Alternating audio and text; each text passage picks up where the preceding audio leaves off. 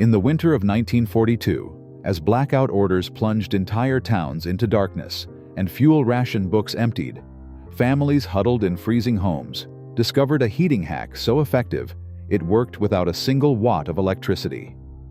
Wartime shortages forced desperate innovation, and somehow these homes stayed warm while the grid failed and pipes froze next door. How did they pull off this zero-power miracle, and why have we almost forgotten it? The answer begins with a crisis. The first cold snap of January 1943 arrived without warning. Temperatures plunged below zero, and blackout orders snapped every light off by nightfall. In thousands of homes, the only glow came from a stove in the kitchen or the faint shimmer of a radiator in the parlor. Outside, the streets were silent. Street lamps were dark, trolley lines frozen, and the electric grid cut out for hours at a time. Ration tickets for coal and oil sat on kitchen shelves, already spent weeks before the next delivery might come. Whole neighborhoods watched their fuel piles shrink, knowing there would be no resupply until spring. Inside, families gathered in the smallest room they could seal. Rugs were piled against the doors, towels stuffed into window cracks, and every blanket in the house layered over children and elders alike. The air hung heavy with the smell of damp wool and boiled potatoes. Pipes in the outer walls groaned, sometimes splitting overnight as the frost crept in. In some houses, the only thing standing between the family and the cold was a single cast-iron radiator, humming quietly while the rest of the city froze. For many, the blackout wasn't just a nuisance. It was a threat. Hospitals rationed heat, schools closed for days, and infants slept in dresser drawers next to radiators to keep from freezing. With the grid unreliable and fuel disappearing, survival depended on more than luck. It depended on a trick, a way to stretch every bit of warmth, to keep the heart of the home alive when every other system failed. In those nights, the difference between comfort and crisis came down to understanding how to make heat last, even when the world outside offered nothing but cold. Hot water always wants to rise.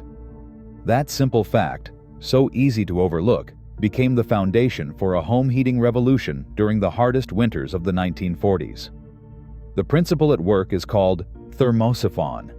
It is not a machine or a gadget, but a natural law. When water is heated, its molecules spread out and become lighter, so the warm water pushes upward. Cooler water, denser and heavier, sinks to take its place. This constant exchange sets a loop in motion, driven only by the difference in temperature between 2 points. In a gravity-fed radiator system, the process begins at the stove or boiler, which sits at the lowest point in the house. As the fire heats the water inside a metal jacket, the hot water climbs up a pipe, pulled along by its own buoyancy. The journey ends at a radiator on the floor above, where the water releases its heat into the room. As the water cools, it grows heavier and drifts back down through a return pipe, straight into the stove's waiting arms. No electricity, no moving parts, just the quiet persistence of physics. The larger the difference between the hot water and the cool return, the faster the cycle runs. If the fire burns low, the flow slows to a crawl, but it never truly stops as long as there is warmth in the system. Even a small stove, burning scraps or coal chips, could keep this loop alive through the longest blackout. Every degree of heat was stretched, every bit of warmth recirculated, until the cast iron itself seemed to hum with stored energy. Thermosiphon was not a trick of technology. It was a way to let nature do the work, keeping families safe when every other system had failed. A wartime plumber named Frank D'Amico became a quiet legend in Brooklyn for his ability to keep families warm when the blackout orders hit. His reputation did not come from fancy tools, but from a deep understanding of how to build a gravity-fed radiator loop with whatever was at hand. The first step was always the water jacket, a metal sleeve fitted tightly around the firebox of a coal or wood stove.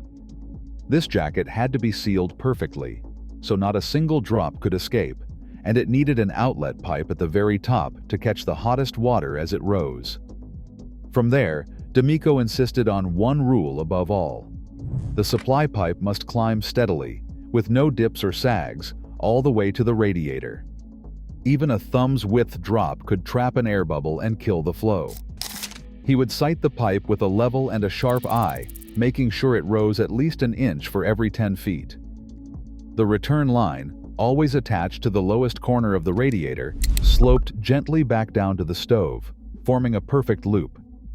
Above the highest radiator, he would add a small header tank, sometimes just an old enamel basin fitted with a tight lid. This tank served two purposes.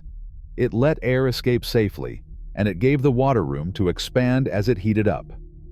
A vent pipe, never less than 3/4 of an inch wide, rose straight from the hottest part of the system into the tank, carrying any stray steam away before it could build pressure. Every joint was checked for leaks, every fitting tightened by hand. No valves interrupted the main loop. When the fire was lit and the water jacket began to simmer, the hot water crept upward, filling the radiator with gentle heat. The only sound was the quiet gurgle of water moving, proof that physics was doing the work. D'Amico's method did not just keep pipes from freezing, it turned a single stove into the beating heart of an entire home, all without a single watt of power. Families in the 1940s learned to squeeze every bit of warmth from their radiators, turning simple materials into powerful allies against the cold. Cast iron radiators weren't just heaters, they were heat banks. Once filled with hot water, their heavy mass soaked up energy and released it slowly, sometimes warming a room for hours after the fire had faded. Children would press their hands to the iron, feeling the gentle pulse of stored heat, while parents saved precious fuel for the next morning's fire. But the tricks didn't stop there. Behind nearly every radiator, someone had wedged a sheet of reflective tin or polished metal. This wasn't for show. The shiny surface bounced radiant heat back into the room, preventing it from leaking out through the walls. Even a scrap of old pie tin, flattened and tacked to the plaster, could make a real difference. Some families even lined entire walls behind radiators with leftover roofing tin, chasing every lost calorie of warmth. House design played its part as well. Radiators were placed beneath drafty windows or along outer walls, intercepting cold air before it swept across the floor. Heavy curtains and thick rugs sealed in the heat, turning the main room into a fortress against winter. At night, families gathered by the radiator, sharing stories while socks and mittens dried on the iron ribs. The low hiss and occasional clank of the system became a kind of comfort, a sign that, for now, the cold was being held at bay. These small changes, multiplied across thousands of homes, stretched fuel supplies, and kept families together through the darkest nights. In the forests of the Ardennes, during the winter of 1944, a medic named Corporal Thomas Reed crouched beside a battered fuel drum, working by the dim glow of a lantern. The aid station's only hope against the cold was a loop of copper tubing scavenged from a wrecked truck, wound around the stove and filled with water from melted snow. As the fire burned, hot water crept through the tubing and into a pair of salvaged radiators. No pumps, no wires, just the silent logic of heat rising. In another dugout, soldiers filled fuel cans with water, linking them by a rubber hose and placing them near the fire. The water circulated by itself, warming hands stiff from the cold. Heated stones pulled from the embers lined the floor of makeshift wards, holding enough warmth to keep frostbite at bay through the night. These field improvisations relied on the same physics as any home system: hot water rising, cold water sinking, proving that the principle worked wherever survival demanded it. By the early 1950s, the quiet reliability of gravity-fed radiators began to disappear from new homes. Builders, eager to meet the demands of a booming housing market, shifted to forced air systems that promised faster installation and lower upfront costs. Insurance companies, faced with claims from frozen pipes and rare but dramatic steam accidents, started raising premiums on homes that kept the old open-tank designs. In 1950, New building codes in the United States and the United Kingdom began to favor mechanical circulation and closed systems, citing safety and efficiency. Manufacturers of forced air furnaces launched advertising campaigns that painted gravity systems as outdated relics, inefficient, hard to maintain, and risky. Homeowners, lured by the promise of thermostats and modern convenience, left the old radiators behind. Within a decade, the knowledge that once kept entire neighborhoods warm without a single watt of power faded quietly from common use. As energy grids face more strain and outages grow more common, the ingenuity of these zero-power heating methods is no longer just nostalgia. It is a blueprint. Sometimes, the simplest answers from the past outlast the most complex. In a world chasing efficiency, resilience starts with remembering what worked.